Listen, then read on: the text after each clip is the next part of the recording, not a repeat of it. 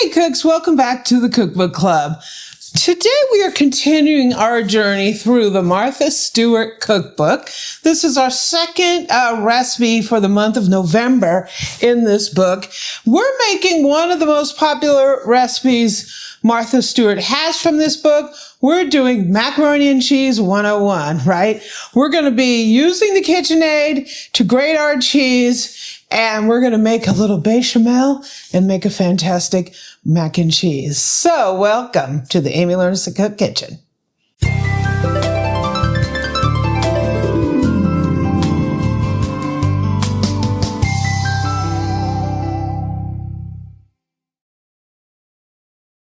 Okay, in the Martha book, we are on page 196, Macaroni and Cheese 101.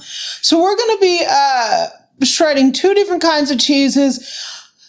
The biggest piece of advice I can get is shredded cheese from the block. Don't buy shredded cheese from a block. So we're using the KitchenAid stand mixer. This is a 7-quart, and we're using the slicer shredder attachment.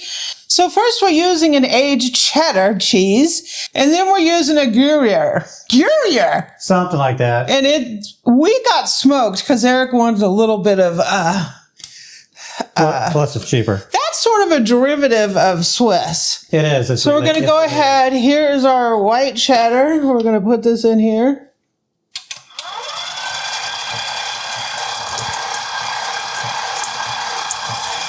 And when you're using the KitchenAid, you can shred right into the KitchenAid bowl. Whoop.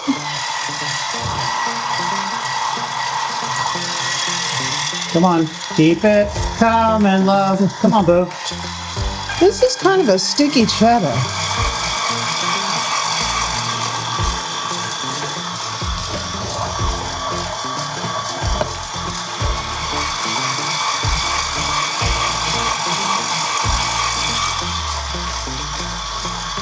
$18 ounces of the cheddar.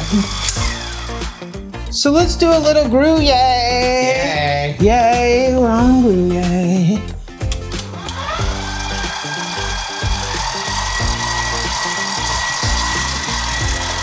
So this we have 8 ounces.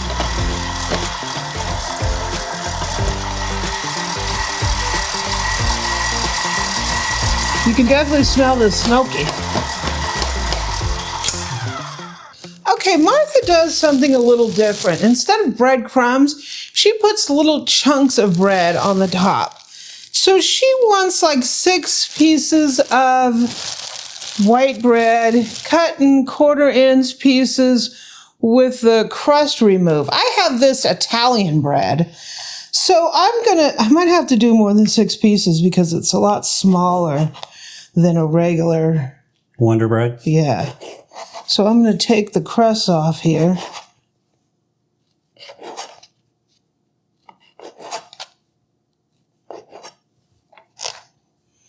Then I'm going to cut it in. What's 1/4-inch? Imagine your finger and just cut that in half and cut that in half again. I don't know how big that is, though. That could be closer to a 1/2 inch. You think that's a 1/2 inch? Just make your cross cuts a little narrower. 1/4 inch is kind of a sliver. It is pretty small. You think that's... 1/4 inch is small. You think that's 1/4 inch? Well, that's... Part of that is the thickness of the bread, which you have no control over. Well, you have to buy a loaf. Buy a maker loaf. No, you cut the slices. You're not going to do that. Why not? I think she just doesn't want you cut in like 1-inch cubes because they'll probably never dry in time.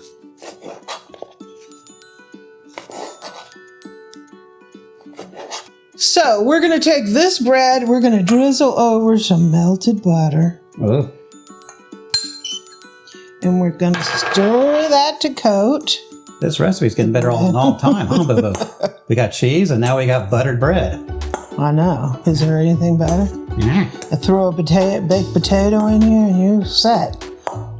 Yeah, we don't even need macaroni. Potato is the world's greatest food. There you go. Okay, now we're going to set this aside. So in this skillet, I have some butter, and I'm going to turn this so this can start melting. We're going to be making our roux in here. We're making a cheese sauce. So in this pan, I just have some milk. She says milk. Doesn't say what kind of milk, so I'm using whole milk. If you're going here, you might as well go all the way, right? Yeah, this is not a time for water. Also known as skim milk. So we want to heat this until it's warm. Okay, so our butter's melted. Our milk is warm already. I'm going to go ahead and put in some flour. And we're going to stir this up, and we're making a roux. And this is going to be a blonde roux. So we don't want to cook it too much.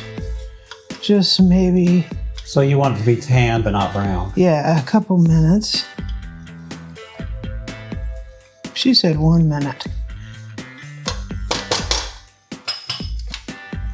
Now she says take this milk, incorporate it slowly and whisk the whole time. Woo! That's going in here.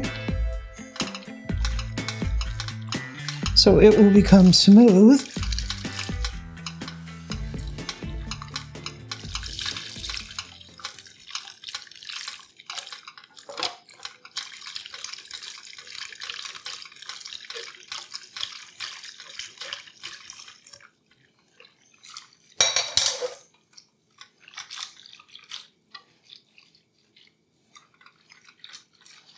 And we're just going to be whisking constantly for about 8 minutes. And it's going to thicken up. So we'll be back. Okay, this is looking really nice. It's nice and creamy. We need to get the pasta going.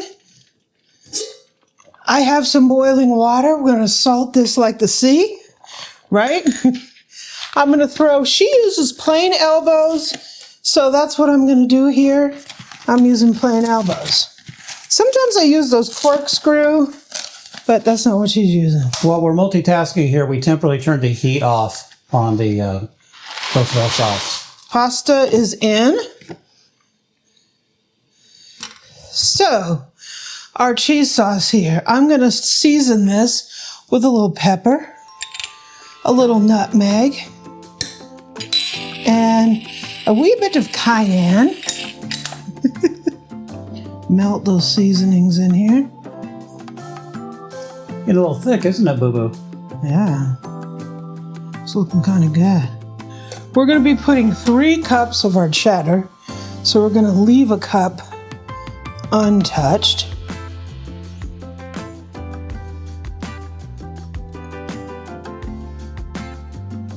And we're going to put 1.5 cups of Gruyere in here. So we're going to leave a 1/2 cup in here.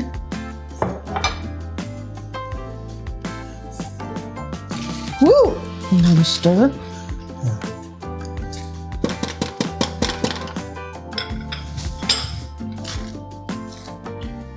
Going to melt all this cheese down in here. Yeah, that's a cheese sauce right here. You probably can turn the heat down, Boo-Boo, to more of a low. Okay, you turned it off. That's probably not bad. That's quite good. Ooh, ooh, ooh. Cheesy sauce. Looks amazing.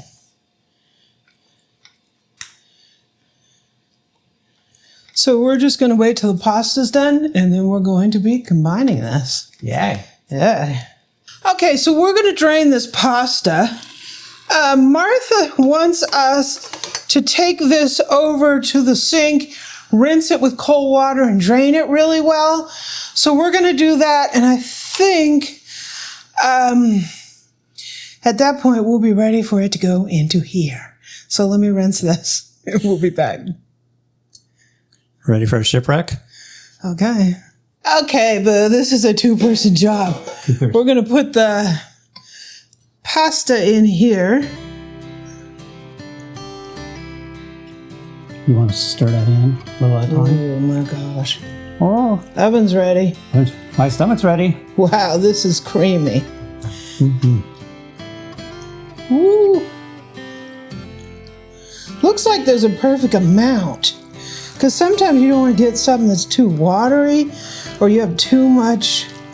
Wow. The Mornay sauce to pasta ratio looks pretty good. Okay, done. And this pan is about as close to being perfect as possible, right, Boo-Boo? If it's any smaller, we'd be in trouble. Are we good? Yep. Okay. So we're going to finish stirring this up. It has that macaroni and cheese sound.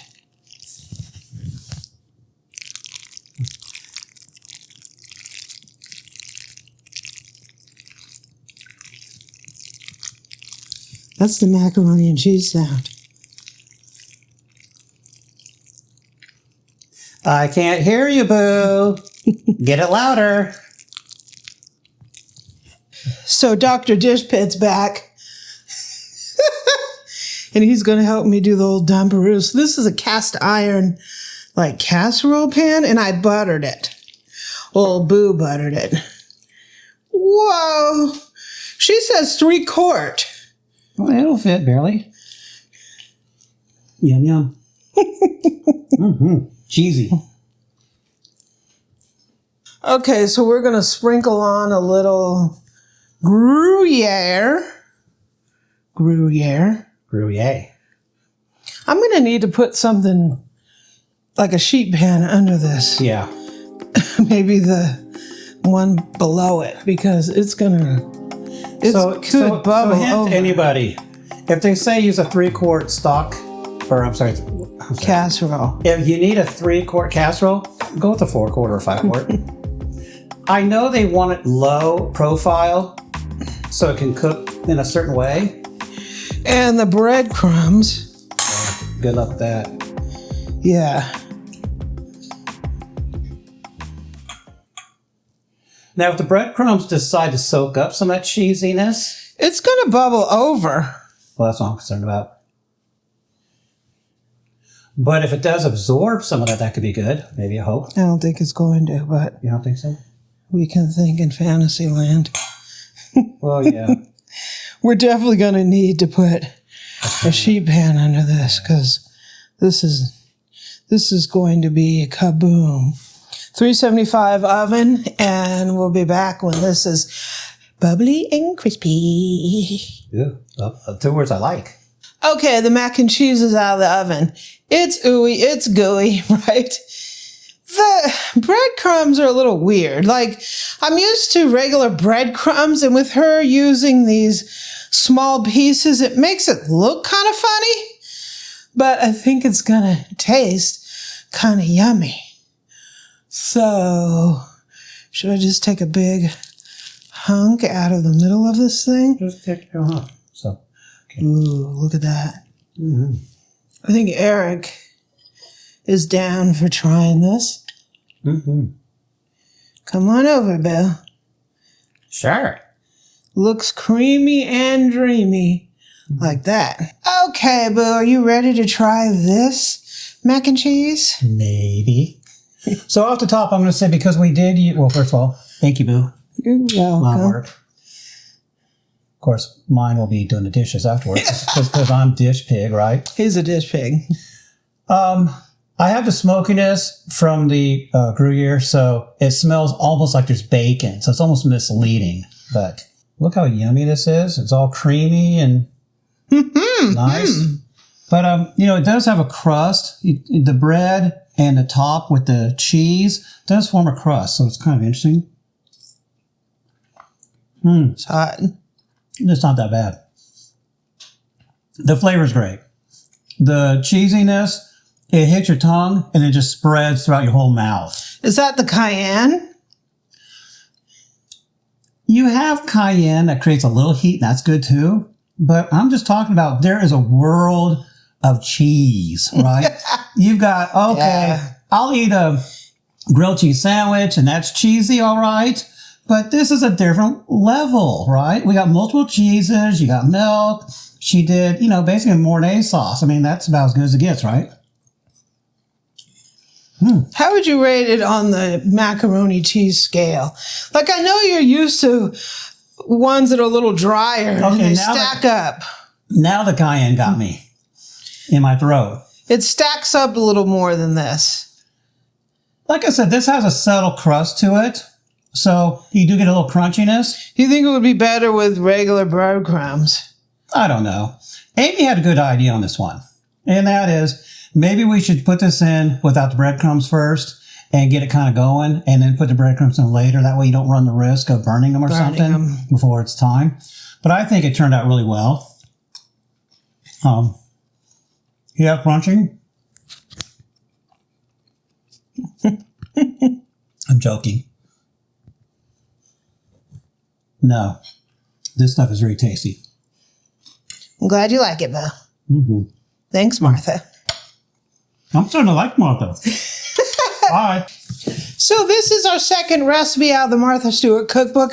We're in volume 1. I think we're going to stay in volume 1 and then maybe later we'll do stuff out of volume 2 and volume 3. So this will be our official book for November. I hope you enjoyed this. Thank you, Martha. This was an amazing recipe. We had a lot of fun and Eric's over there shoveling it, right? I hope you enjoy this.